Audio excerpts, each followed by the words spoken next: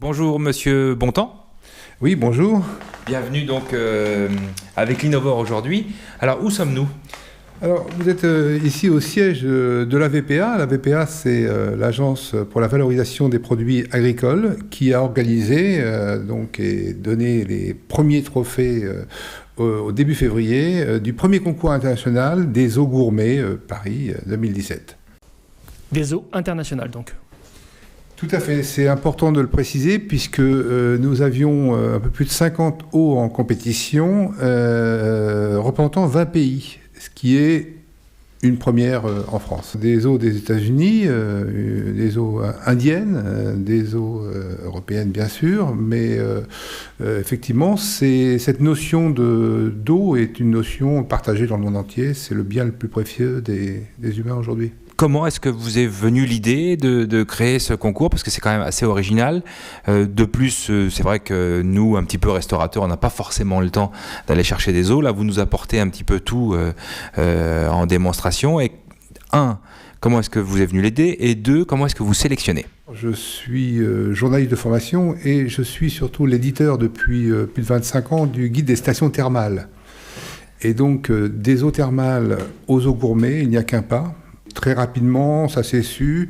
Déjà pour l'année prochaine, on annonce peut-être le double d'eau en compétition. Donc voilà, ça s'est fait, somme toute, assez facilement et tout le monde y a trouvé son compte.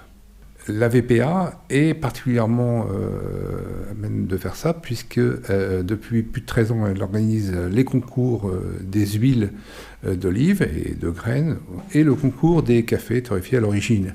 Et donc c'est tout naturellement un savoir-faire français, le goût est français, la gastronomie, c'est quand même la France qui en est la reine, et donc c'est tout naturellement que le concours des eaux a pris sa place dans la gastronomie française. Je suppose que dans votre concours, vous avez de l'eau plate comme de l'eau pétillante. Est-ce que vous avez des critères de sélection ? Des catégories ? Oui, alors tout à fait. Donc nous avons fait plusieurs catégories. Plus une eau est chargée en minéraux, plus elle a de goût. Le goût est différent avec une eau qui a 5 ou 10 ou 15 mg de résidus secs au litre. Le résidu sec étant ce qui reste à la fin de la bouteille quand vous chauffez l'eau à 180 degrés. Et une eau qui a, comme les eaux gazeuses, la catégorie qu'on appelle un peu reine, des eaux gazeuses de caractère, où on a plus de 2000 mg par litre. L'eau se charge en descendant à travers la roche dans la montagne, et elle prend, à fur et à mesure, les minéraux pour devenir goûteuses, comme on les aime après. Elles sont naturellement gazéifiées. On a fait des catégories qui font que chacune de ces eaux concourt dans sa catégorie. On ne peut pas comparer une eau plate ou une eau légère avec une eau gazeuse.